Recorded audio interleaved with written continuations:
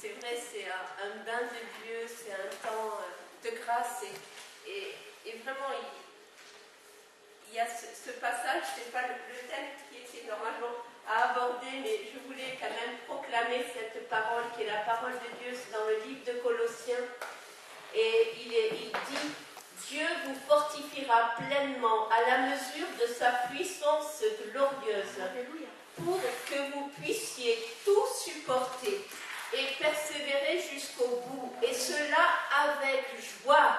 Amen. Et cela avec joie. Vous exprimerez votre reconnaissance au Père qui vous a rendu capable d'avoir part à l'héritage qu'il réserve dans son royaume de lumière à ceux qui lui appartiennent. D'avoir part à l'héritage qu'il réserve dans son royaume de lumière. Son royaume, c'est la lumière. Jésus est la lumière. Jésus est la vie. Jésus est vivant. Jésus règne et il est la lumière et il est notre lumière et il nous appelle, nous aussi, si nous sommes ancrés, enracinés en lui, à être la lumière, à être le sel sur cette terre. Amen. Nous sommes des fils et des filles. Nous sommes des fils et des filles si nous lui appartenons. Nous sommes héritiers, nous sommes enfants de Dieu. Nous sommes devenus enfants de Dieu. Nous sommes des fils et des filles dans le royaume de Dieu si nous lui appartenons. Et nous sommes devenus aussi des enfants de lumière parce qu'il nous a transportés dans le royaume du Fils de son amour. Amen. Amen. Nous ne sommes pas des adeptes d'une quelconque religion. Nous sommes des fils et des filles. Et nous avons reçu de lui l'autorité, le pouvoir, la puissance en son nom pour marcher sur toute la puissance des ténèbres. Et rien ne peut nous nuire. Le royaume de Dieu cet après-midi est avancé. Le royaume de Dieu est au milieu de nous. Parce que si Dieu est avec nous, si Jésus est au milieu de nous, ainsi qu'il le dit, alors son royaume est ici-bas, son royaume est au milieu de nous, et à travers nous, il va agir par son Esprit Saint. Amen. Et il dit ensuite, car il nous a arrachés au pouvoir des ténèbres et nous a fait passer dans le royaume de son Fils bien-aimé. Il nous a arrachés. Il nous a arrachés. Vous vous rendez compte, c'est comme les plantes quand tu vas et que tu arraches. Dieu, par son amour, il nous arrache au pouvoir des ténèbres. Les ténèbres ont un pouvoir sur cette terre. Et il nous a fait passer dans le royaume de son Fils bien-aimé. Étant unis à lui, nous sommes délivrés car nous avons reçu le pardon des péchés. Notez bien, il dit, étant unis à lui. Étant unis à lui. Amen. Nous sommes délivrés. La délivrance, c'est d'être unis à Jésus. C'est de marcher dans sa lumière. C'est de marcher dans sa parole. C'est d'obéir à sa parole. C'est d'obéir à ses ordonnances. Jésus nous a dit, il a dit, avant qu'il retourne vers le Père, il a dit de leur enseigner à obéir à sa parole, à tout ce qu'il leur a lui-même montré l'exemple. C'est ça la marche avec Dieu. Et si nous sommes unis à lui, il dit s'il vit en nous, s'il demeure en nous, si sa parole est en nous, et si nous sommes en lui, et que lui est en nous, alors nous sommes délivrés. Nous sommes délivrés parce que nous vivons en Jésus, parce que nous sommes assis en Christ dans les lieux célestes. Et si nous sommes assis en Christ dans les lieux célestes, rien ne peut nous nuire. Amen. Amen. Amen. Amen. Nous avons reçu le pardon des péchés. Nous sommes unis à lui, nous sommes libérés parce qu'il nous a pardonnés.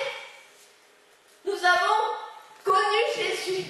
Et si tu connais Jésus, tu reçois aussi le pardon de tous tes péchés. Amen. Et c'est de recevoir cette grâce de Dieu, de connaître Jésus, d'être pardonné. Quel jour de grâce merveilleuse ce fut pour moi. Le jour où je me suis connue, délivrée par Jésus. pardonner. La religion avait fait peser sur mes épaules un poids de culpabilité qui a duré 35 ans. C'est pas un jour. 35 ans de souffrance, 35 ans de temps difficiles. Plus de 20 années sur ces 35 ans de dépression, de suicide, d'accident, de maladie. Et la culpabilité. Parce que dans mon enfance, j'appartenais à une religion. Mais la religion m'a tuée. La religion me poussait à la mort. La religion, j'avais beau aller et confesser tout ce que je pouvais confesser, ça m'a conduite à vouloir mourir, à vouloir me suicider, à vivre une vie de dépression, d'angoisse, de maladie, de mort. J'étais malade jusqu'au plus profond de mon âme. Et il n'y a rien ni personne qui pouvait changer mon sort. C'est seulement le jour où Dieu est venu dans ma vie. Et le jour où j'ai reçu le pardon de mes péchés, oh Dieu. Le jour où j'ai su que ce Jésus dans lequel je croyais qu'il est mort. Je croyais qu'il est ressuscité. Mais c'était resté là. Mais le jour où Jésus vient, c'est là. Son amour te transperce. Tu sais que tu es aimé. Tu sais que cet amour que tu as cherché toute ta vie, enfin voilà, tu l'as trouvé, il est là. Le beau prince de ma vie, le prince charmant dans lequel tu rêves, toutes les jeunes filles rêvent. Eh bien, ça y est, il est venu, il s'est révélé. Et le jour où il s'est révélé, waouh! Mais j'ai pleuré, parce que tu pleures si Dieu est là. Son amour te couvre, sa tendresse, mais même la plus grande tendresse d'un être humain, c'est rien à côté de ses bras d'amour.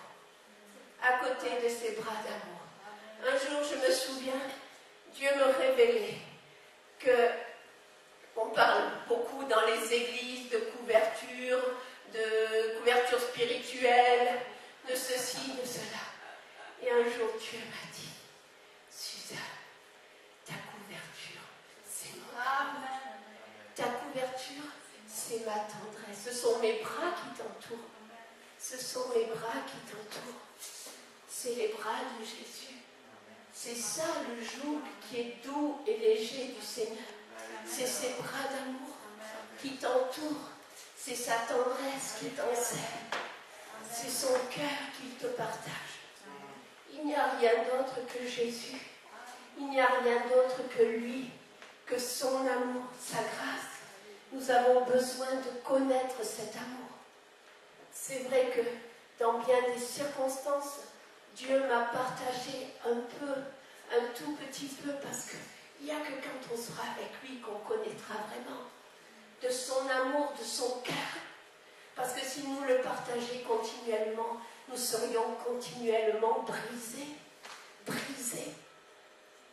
Tant son amour est grand, tant son cœur est grand, tant il est, lui, bouillant, passionné pour nous, et pour que nous revenions à lui, pour que nous vivions sa présence, pour que nous vivions sa parole. C'est le désir de son cœur. C'est le désir de son cœur de connaître, que nous connaissions Dieu et celui qui l'a envoyé, son Fils Jésus-Christ. Il dit ce Fils, combien j'aime comme Paul parle de Jésus. Toutes ces épîtres transpirent de la connaissance du mystère qu'il a de l'Église, du mystère qu'il a de cette épouse que Jésus aime, que Jésus va venir chercher. C'est extraordinaire que Dieu lui ait révélé ses mystères, ses secrets. Mais à qui Dieu révèle-t-il ses secrets? À ceux qu'il aime, à ceux qu'il adore, à ceux qui viennent à lui avec le cœur d'un enfant, avec un cœur sincère, avec un cœur pur, pas avec de l'hypocrisie, pas avec du mensonge, pas pour obtenir quelque chose, mais simplement par amour, le désirer par amour, le chercher par amour, le vouloir par amour, le désirer par amour. Et alors Dieu révèle ses secrets à ceux-là. Amen. Et Paul a été de cela. Et voilà comme il parle du plus beau des fils de l'homme. Il dit, ce fils, il est l'image du Dieu que nul ne voit. Il est le premier-né de toute création. Car c'est en lui qu'ont été créées toutes choses, dans les cieux comme sur la terre. En lui, en Jésus, ont été créées toutes choses, dans les cieux comme sur la terre. Les visibles, les invisibles, les trônes et les seigneuries, les autorités, les puissances. Oui, par lui et pour lui, tout a été créé. Le Père aime tellement le Fils. C'est par lui et pour lui, tout a été créé. Tout a été créé par lui et pour lui. Il est lui-même bien avant toute chose. Et tout subsiste en lui. Rendez-vous compte, quand les disciples étaient là avec Jésus, sur la terre, en Israël, quand ils marchaient là-bas, de ville en ville, de village en village, partout où ils allaient avec lui, ce Jésus qui était lui-même bien avant toute chose, et tout subsiste en lui.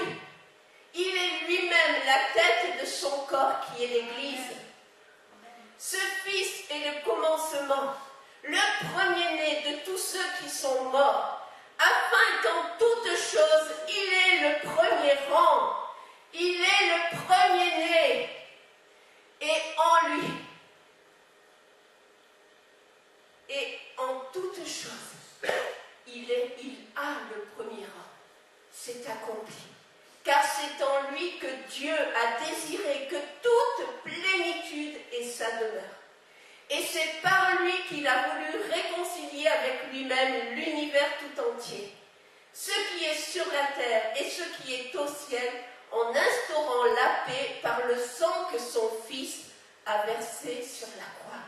C'est par lui, par Jésus.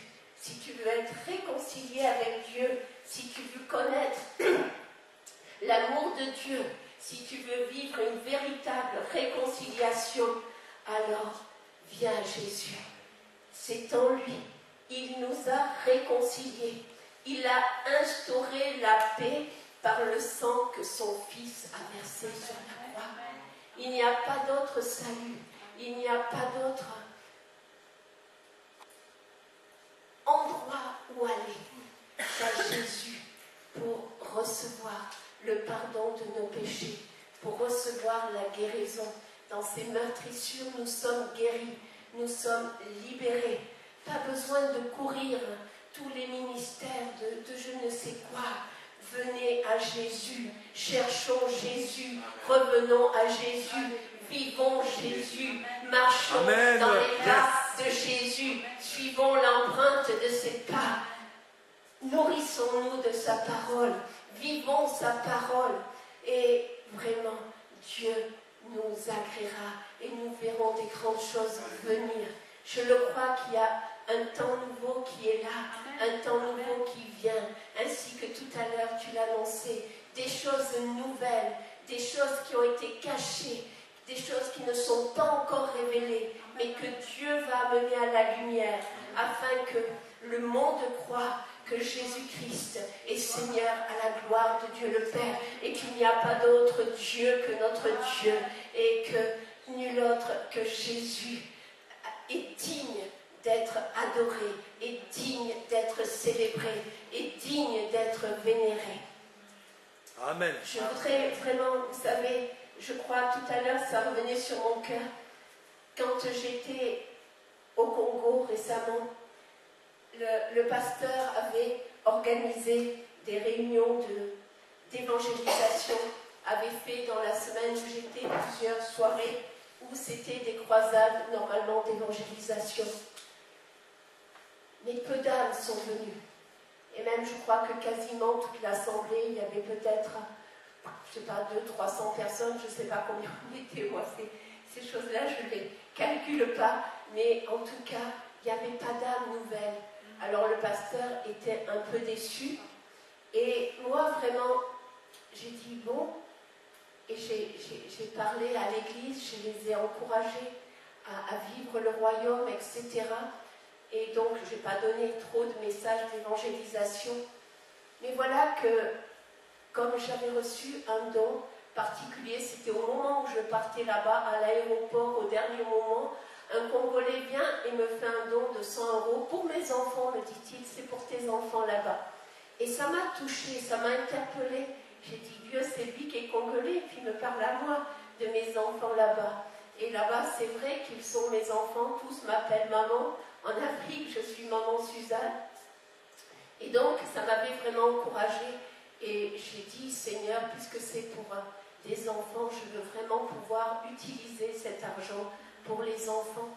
Donc, le pasteur, lui, n'avait pas de ministère particulier auprès d'orphelins ou auprès d'enfants. Et je lui dis, et en plus, j'avais vu déjà des reportages sur les enfants de la rue au Congo. Et donc, je lui dis, mais écoute, pasteur, est-ce qu'on ne pourrait pas organiser quelque chose avec ces gosses dans la rue? J'avais vu qu'il y a des petites filles de 4-5 ans qui sont déjà prostituées suite à des viols, suite à des choses comme ça. Et les enfants, à partir de là, commencent à se prostituer, commencent à traîner les rues, à mendier dans les rues. Les petits, les petites, vraiment des gosses, hein, ils sont déjà dans la prostitution. J'en ai vu avec des plaies, parce que il y a eu là-bas aussi au Congo, ça, on n'en parle pas ici, un génocide de 7, 8 ou 9 millions de personnes qui ont été tuées récemment dans la dernière décennie. C'est impressionnant les massacres qui ont cours en Afrique, dans ces pays, que les pays capitalistes de manière larvée amènent à plus de souffrance, de pauvreté et de misère. Et vraiment, nous sommes quelque part, nous ici en Europe, responsables. Non pas, moi je dis bien à Dieu, Seigneur, je ne veux pas prendre sur moi le sang qu'ils sont en train de mettre sur ma nation à cause des péchés qui sont commis partout, à cause de ce que on est en train d'être dans ce système dont Dieu parle depuis longtemps, que la parole de Dieu annonce du nouvel ordre mondial, etc. Et tout cela, l'antéchrist, le gouvernement mondial, tout est en train de se mettre en place et est déjà là. Et nous devons en être conscients. Et vraiment cela, je le vois d'autant en visitant ces pays d'Afrique où, alors qu'il y a le Congo, par exemple, c'est un pays qui est d'une richesse extraordinaire. Il y a tout là-bas. Ils ont les mines d'or, de diamants, ils ont le sol qui est très riche, ils ont toutes sortes de fruits, de légumes, etc. Ils ont les minéraux, enfin, il y a une richesse incroyable. Mais voilà qu'il y a des milliers d'enfants qui sont dans les rues et qui mendient leur vie.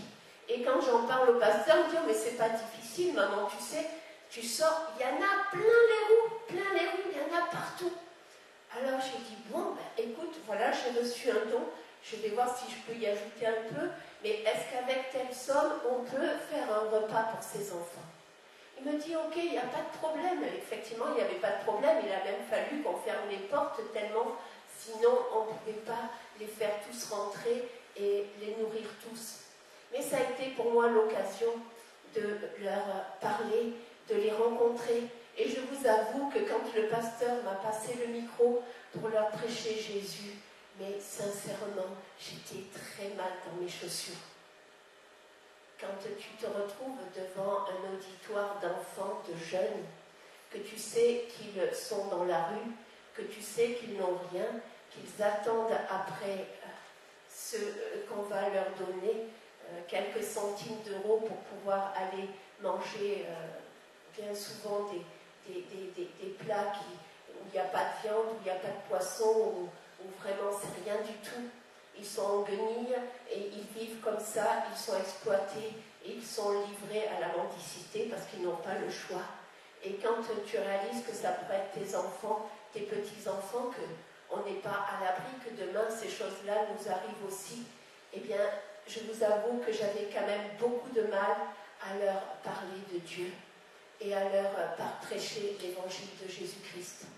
Et quand je me suis levée, j'ai dit, Dieu, écoute, moi je ne me sens pas capable, mais toi tu viens et tu m'inspires.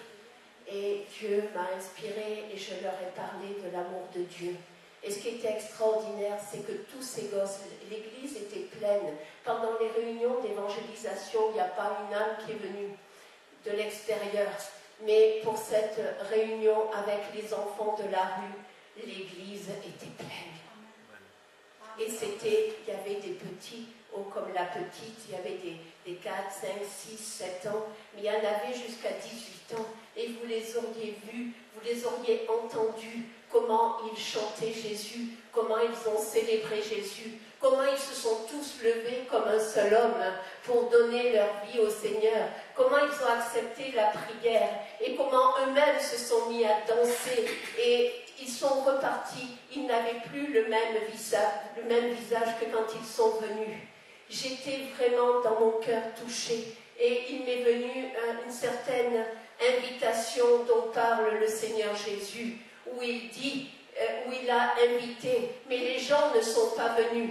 Alors il a pris ceux du dehors, alors il a pris les estropiés, les boiteux. Ce n'est pas forcément ceux qui sont estropiés physiques, mais aussi les estropiés, les boiteux, ceux dont on passe à côté que personne ne veut. C'est peut-être le clodo du coin, c'est peut-être aussi le drogué du coin, c'est peut-être l'alcoolo du bar. Et cela, un jour, je le crois, tous vont venir au Seigneur. Je le crois, le souffle de Dieu va venir puissant. Et si dans nos églises, on est resté et on est devenu des madones, des statues, des gens bien religieux, bien blancs du dehors, mais pourris de l'intérieur, alors le souffle de Dieu va aller et va chercher tous ceux qui sont dehors, qui souffrent, qui n'en peuvent plus. Il entend leurs cris, il entend leur agonie, et l'Esprit de Dieu va venir et va être déversé sur cela.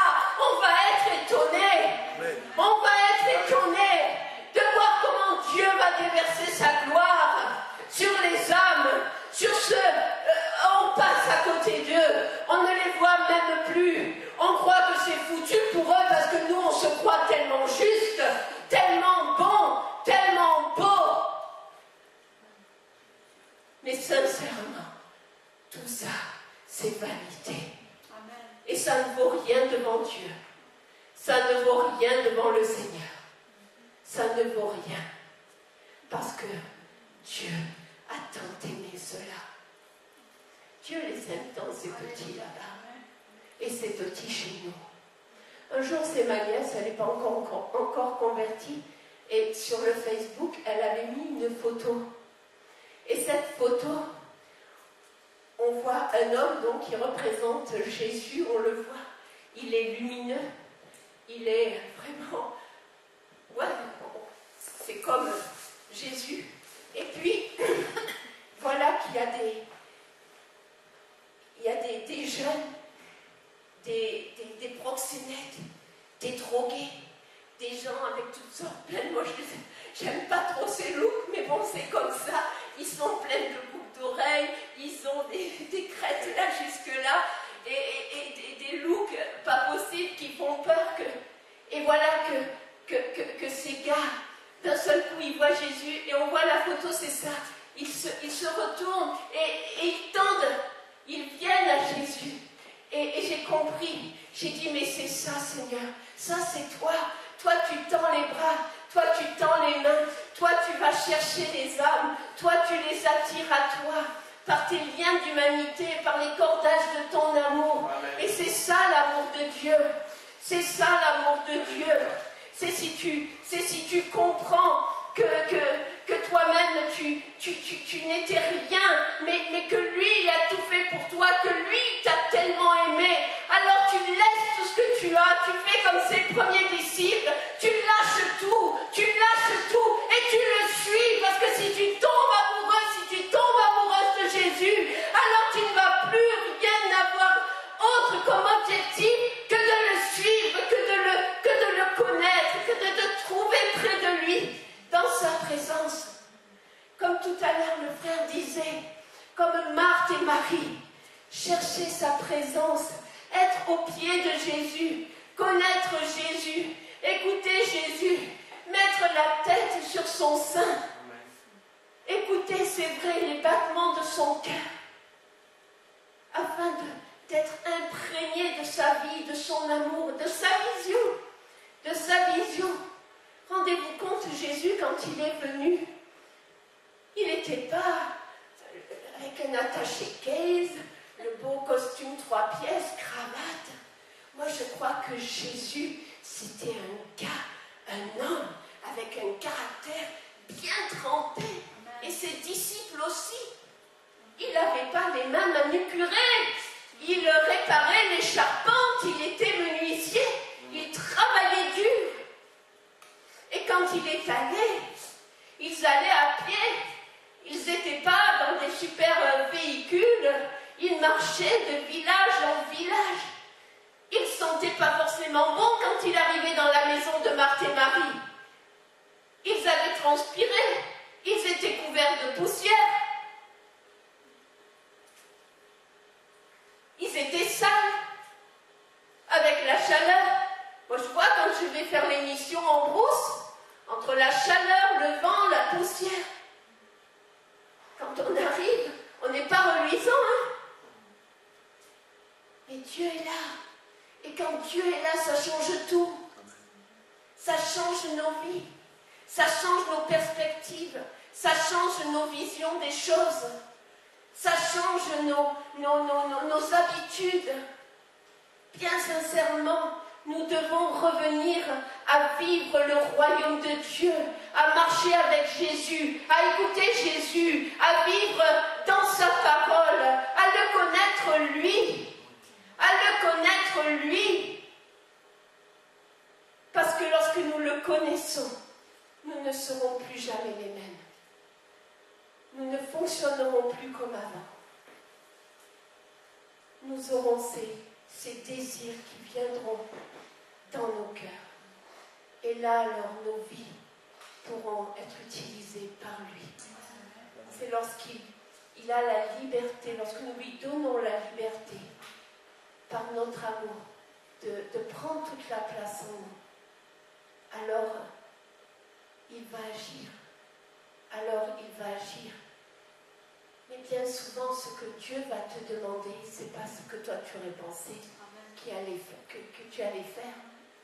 Bien souvent, je vois, on voudrait avoir les salles pleines et je suis la première à soupirer après Dieu que viennent ces temps de rafraîchissement, que viennent ces temps où nous voyons vraiment les âmes venir.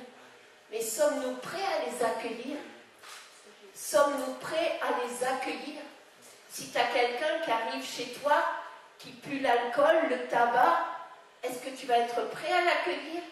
Est-ce que tu vas être prêt à lui dresser la table, à lui donner ton lit, pour honorer cet invité que Dieu t'envoie?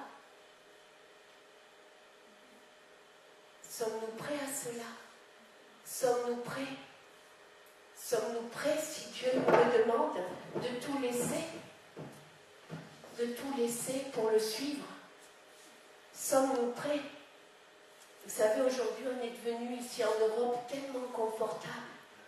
Tellement confortable. Nous, je crois que la persécution chez nous, c'est le matérialisme. C'est le matérialisme. Parce qu'on s'est créé tellement de besoins. On s'est créé tellement de besoins. Et plus ça va, et plus les besoins augmentent, et plus la société, la consommation, et plus c'est le débordement de toutes sortes de produits, de choses, etc. Et alors, il faut toujours plus acheter, toujours plus, toujours plus. Et on oublie que de l'autre côté de la Méditerranée, c'est pas très loin. Là-bas, ils se cherchent pour manger. Vous savez, un jour, j'avais invité justement des enfants.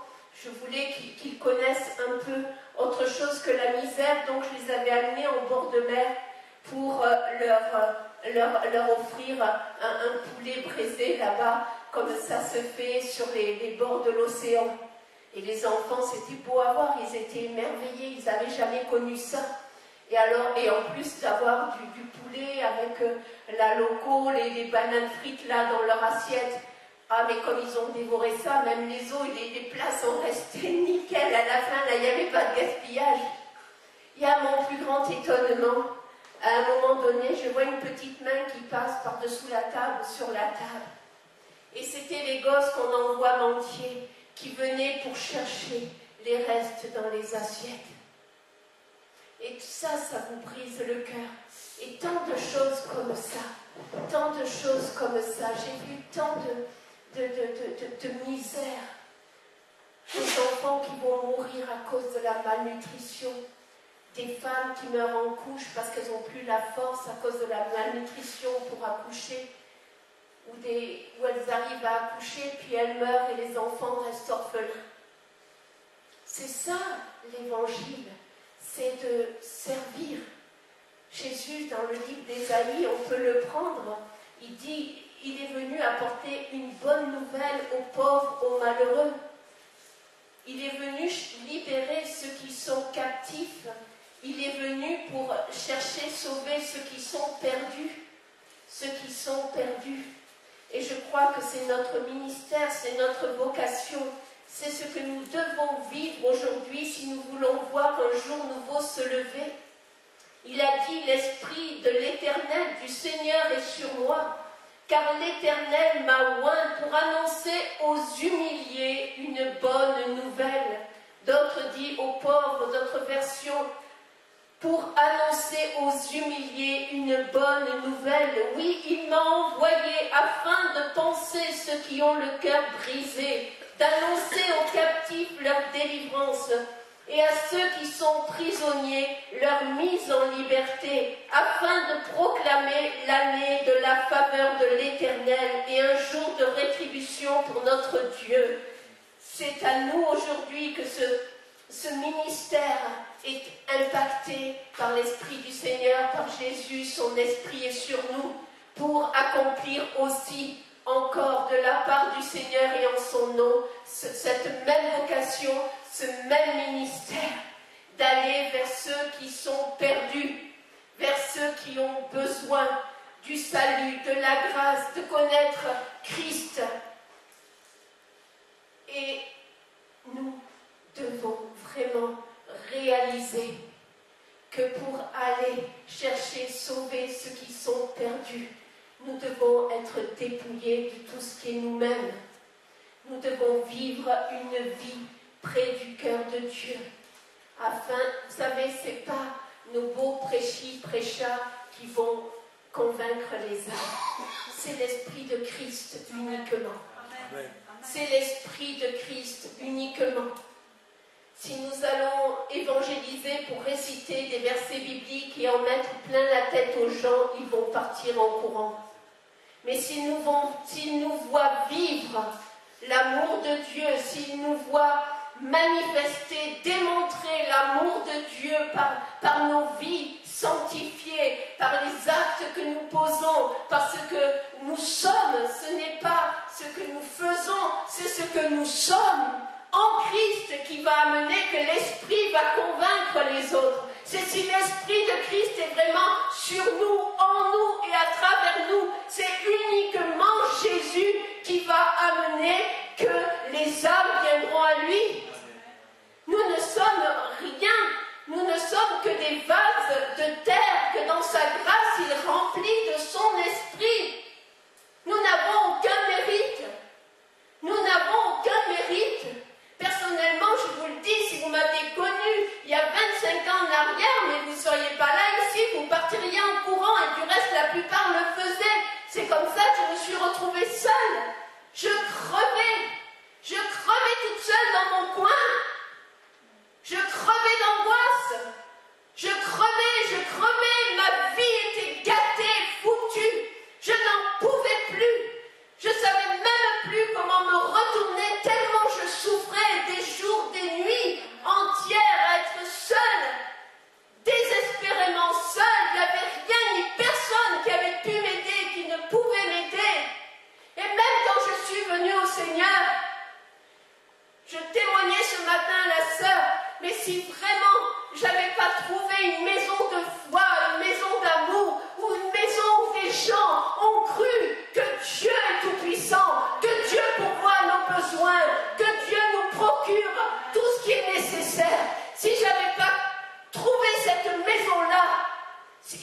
que je parte jusqu'en Suisse. En France, j'allais mourir complètement. Nous avons besoin de comprendre que les gens qui sont dehors souffrent, sont blessés et vont avoir besoin de restauration, de guérison, et que parfois le processus de Dieu pour guérir et libérer quelqu'un, ça peut prendre du temps. Parce que quand tu as passé des années de ta vie dans les hôpitaux, en psychiatrie, dans les dépressions, dans toutes sortes de problèmes, ajouter les problèmes financiers, ajouter tous les problèmes familiaux, je n'étais qu'une langue humaine. Et si Dieu, dans sa grâce, n'avait pas touché et formé des gens, équipé des gens pour accueillir des gens comme moi, eh bien je serais morte. C'est vrai, Dieu peut tout. Mais Dieu peut tout, c'est à travers toi, c'est à travers moi, parce qu'il lui a plu de se former un corps. Il lui a plu, Dieu pourrait instantanément nous prendre tous. Mais Dieu a soif de ses âmes que son Fils a racheté à la croix. Je ne crois pas que Jésus soit mort sur la croix pour 0,5%, même peut-être moins, de chrétiens nés de nouveau dans ma nation. Je ne sais pas ici en Belgique, mais ça doit pas être beaucoup plus. Donc, vraiment, bien-aimés, nous devons réagir. Et nous devons nous laisser saisir par la grâce de Dieu, par son amour. Aujourd'hui, je le dis, personnellement, ça me fait mal. Je me souviens, on commençait un petit groupe de maisons là-bas dans le sud de la France. Il y a un jeune couple qui a un peu des problèmes. Et alors, il voulait aller dans un séminaire pour les couples. Ben, le séminaire pour les couples, ça coûte 600 €. Alors, est-ce que les couples peuvent être réconciliés que s'ils ont 600 €? Ou est-ce que Jésus a donné sa vie gratuitement pour que eux, ils la reçoivent, qu'il l'ait en abondance? Je crois que nous devons revenir à ces choses. C'est important. C'est vrai que nous avons besoin d'argent. C'est vrai que mon pasteur disait, c'est le nerf de la guerre. Mais Dieu va donner. Dieu donne, parce que Dieu est amour. Dieu n'est pas limité par nos limites, par nos esprits tordus par rapport à l'argent. Parce que bien souvent, on est tordus dans nos fonctionnements. Si on faisait bien plus confiance à Dieu, le réveil serait là. Le réveil serait là. Je devais normalement parler de la vie du roi Ézéchias, mais quand tu vas méditer la vie du roi Ézéchias, Ézéchias a de tout son cœur désiré rouvrir les portes du temple de la maison de Dieu. Il a désiré ardemment revenir aux choses de Dieu. Et il l'a fait. Il était jeune, il était un jeune homme. N'attends pas d'être vieux pour servir le Seigneur. Lève-toi dès ton jeune âge. Lève-toi maintenant et sers Jésus. Fuis les passions de la jeunesse. Sépare-toi des choses de ce monde et viens avec Jésus pour le servir, pour vivre sa parole. Et alors tu verras des signes, des miracles et des prodiges vont se produire. Parce que Dieu est grand, parce que Dieu est puissant. Si nous ne voyons pas plus de miracles, plus de signes, plus de prodiges, c'est parce que nous avons limité Dieu. Nous le voyons à travers nos esprits religieux, nos esprits tordus, et nous avons besoin qu'il les détorde par l'eau de sa parole. C'est Christ uniquement qui va nous redresser. La femme courbée pendant des années, quand Jésus est venu, elle s'est relevée, c'est sûr, sa vision a changé, elle a vu Jésus. Amen. Elle a vu Jésus. Elle a vu Jésus. Et le roi Ézéchias, c'est pareil. Il a eu pour modèle un père idolâtre, un père pervers, un gars qui avait tout fait le contraire de ce qu'enseigne le Seigneur par sa parole. Mais quand Ézéchias est venu dans le règne, quand il est arrivé, qu'il a été intronisé roi, le premier mois, le premier jour, voilà, il rouvre la maison, les portes de la maison de Dieu. Je suis convaincue raconte pas la vie, la jeunesse du roi Ézéchias. Mais je suis convaincue que si Ézéchias a eu un tel zèle pour son Dieu dès l'âge de 25 ans, c'est que toute son enfance, il a dû la passer, il a dû grandir en méditant les choses de Dieu, en se nourrissant. Moi je pense que Abia, sa maman, il est dit qu'elle est fille de Zacharie. Mais ils ne disent pas non plus de quel Zacharie, mais il y avait un Zacharie qui était prêtre. Et je pense que cette femme devait être une femme instruite et qui a instruit son fils dans la parole de Dieu. Et certainement que Ézéchias a nourri dans son cœur le désir de, lorsque son père va être évincé, lorsqu'il va mourir, il savait qu'il serait roi. Et il avait déjà préparé devant Dieu dans son cœur tout ce qu'enfin il allait pouvoir rétablir des choses de Dieu à Jérusalem. Et il est dit, on le verra peut-être un peu plus tard, il y a une autre réunion, il est dit qu'au premier jour, au premier mois, alors Ézéchias, au premier mois de la première année de son règne, au premier mois de la première année de son règne, dans le 2 Chroniques 29, il rouvrit les portes du temple de l'Éternel et les fit remettre en état. Il convoqua les prêtres et les lévites et les réunit sur la place orientale.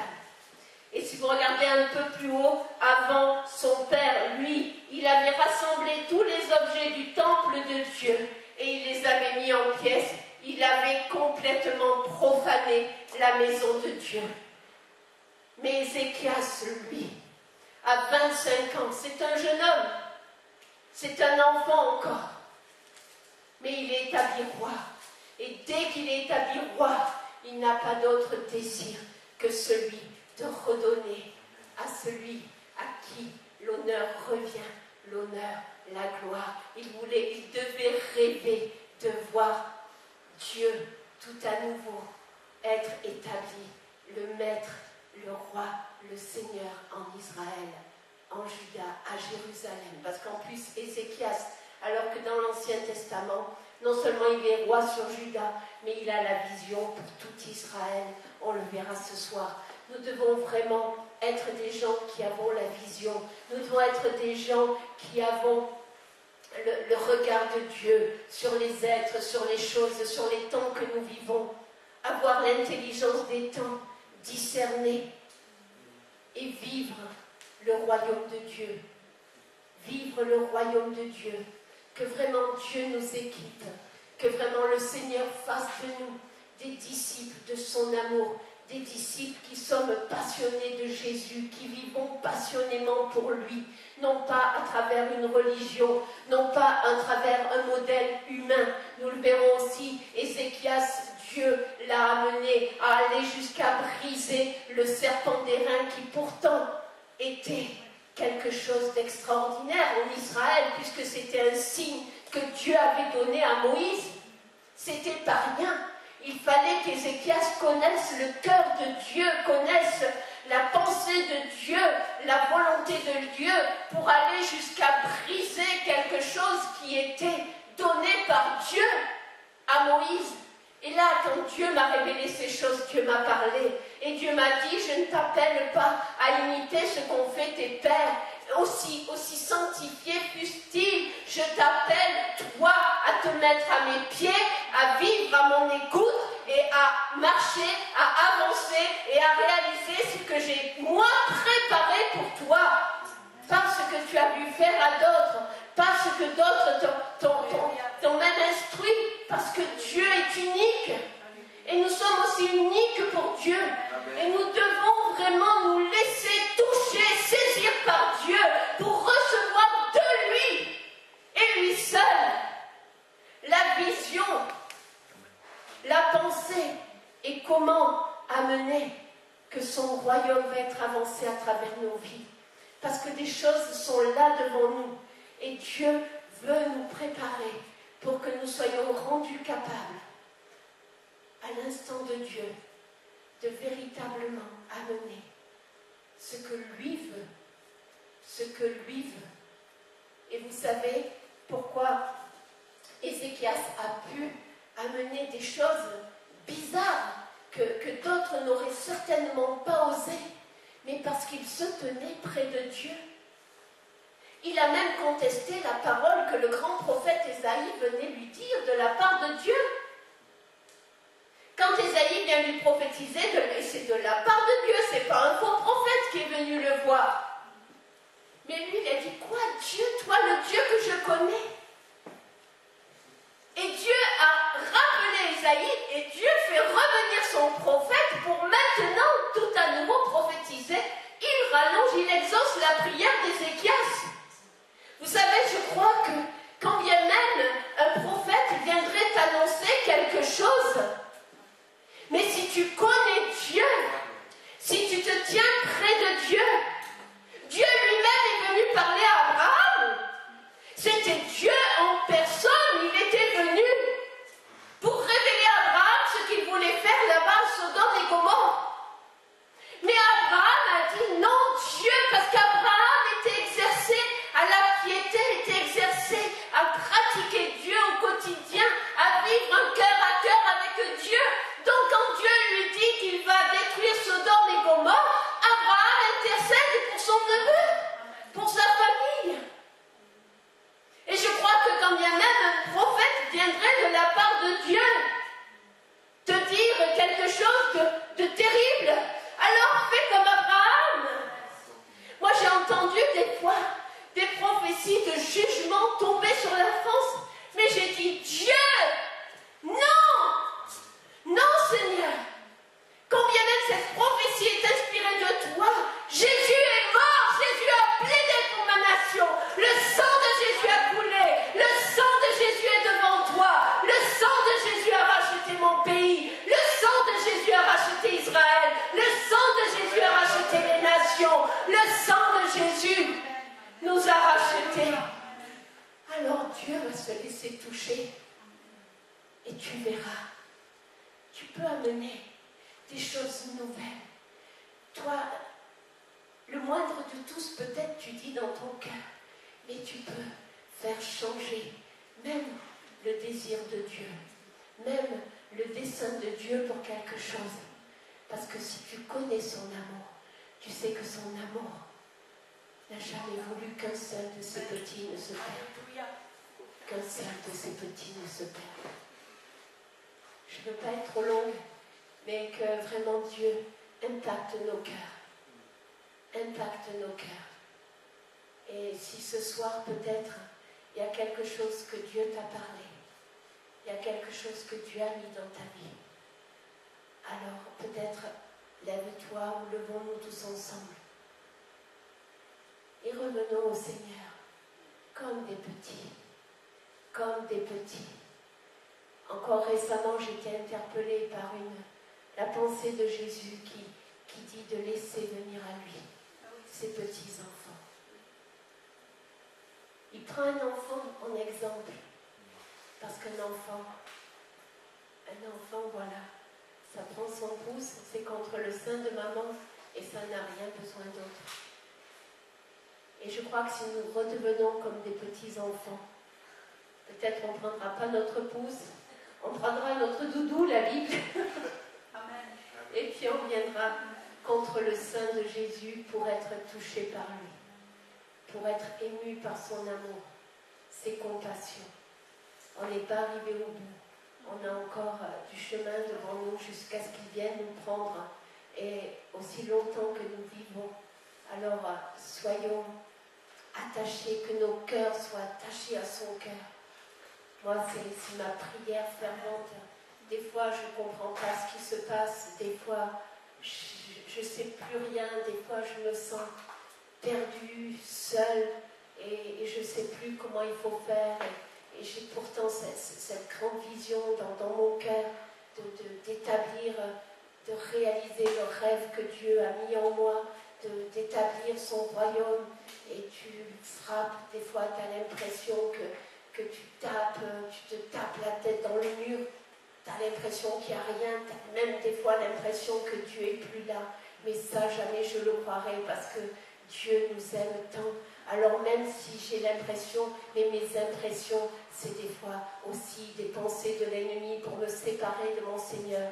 Alors toujours, tout à nouveau, je reprends la parole, j'ouvre ma bouche, je ne me tairai pas, mais je proclamerai, je raconterai ses merveilles, je dirai ce que Dieu a fait. Des fois, j'en peux plus. Alors je dis à mon âme, espère en Dieu, mon âme. Je parle à mon âme, parle à ton âme, ça ne va pas, tu es fatigué, tu es oppressé, tu es dans des angoisses, t'en peux plus. Parle à ton âme et dis, espère en Dieu, mon âme. David le disait, David a connu 1001 maux, 1000 dépressions.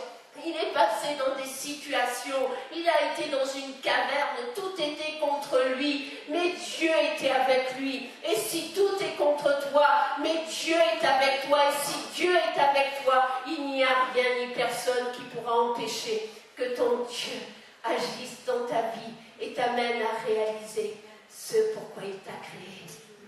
Alors espère en Dieu, car tu le loueras encore, car tu le célébreras, car tu raconteras ses merveilles, tu chanteras ses louanges, tu publieras ses hauts faits, sa grandeur et sa gloire. Sur la terre entière, nous célébrerons le nom de Jésus, nous publierons ses hauts faits, nous raconterons ses merveilles et sa gloire. Nous sommes appelés à l'adorer.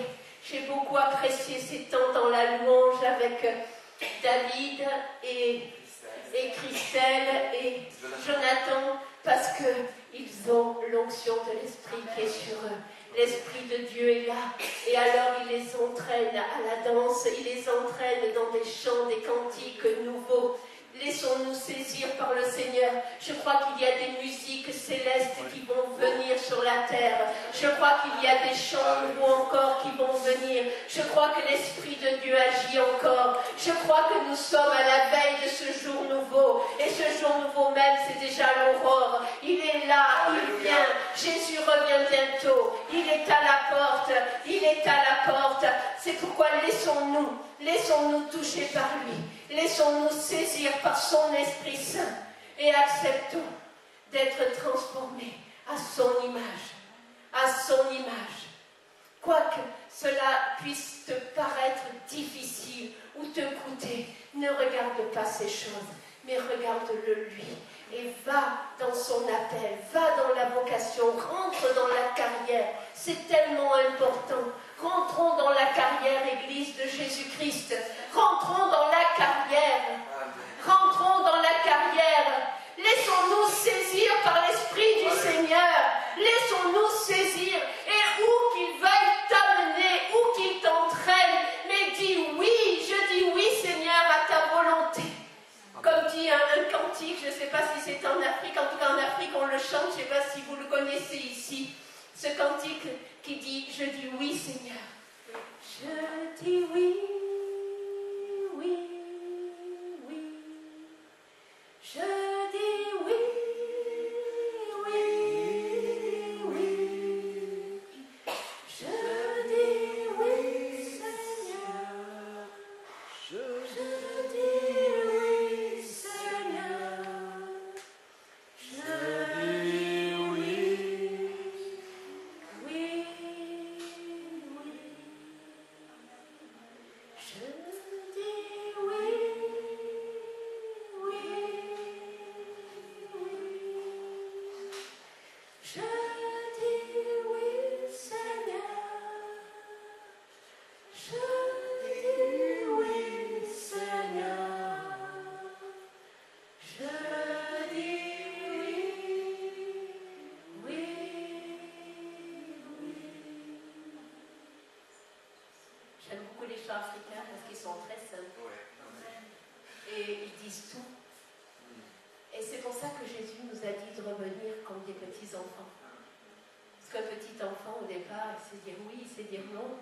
Bien souvent, il dit non et nous sommes souvent encore comme ces petits enfants. Mais je crois que c'est de dire oui à Dieu. De dire oui tout simplement. De le croire et de le suivre comme a fait les premiers disciples. L'apôtre Pierre, Jean, Jacques, ils n'ont pas attendu que Jésus leur prêche des grandes choses. Jésus les a appelés, ils ont tout laissé et ils l'ont suivi. Je crois que l'appel de Dieu dans ce temps, pour ceux qui voudront l'entendre, c'est de tout laisser et de le suivre. Amen. Ça demande du courage et ça demande une passion qui brûle dans ton cœur pour Jésus. Mais la passion, ils ne l'ont pas eu tout de suite, les disciples. Tu ne peux pas dire que le jour où tu as croisé ta fiancée, même si tu as eu le coup de foudre, c'est quelque chose qui grandit dans ton cœur. Et parce que tu le vois, parce que tu le connais. Alors, les yeux des disciples ne se sont plus détachés du Seigneur. Et même lorsqu'ils se sont détachés, les vrais disciples, ils sont revenus. Est-ce que ce soir, nous voulons dire oui au Seigneur? Alors on va simplement se lever. Et s'il y a quelque chose de particulier dans ton cœur, tu vas toi-même parler à ton Seigneur et tu vas lui dire avec tes mots à toi ce que tu veux lui exprimer. Chacun pour notre part, vraiment nous prions et nous nous remettons à Dieu, Seigneur Jésus. Oh mon Dieu, Seigneur.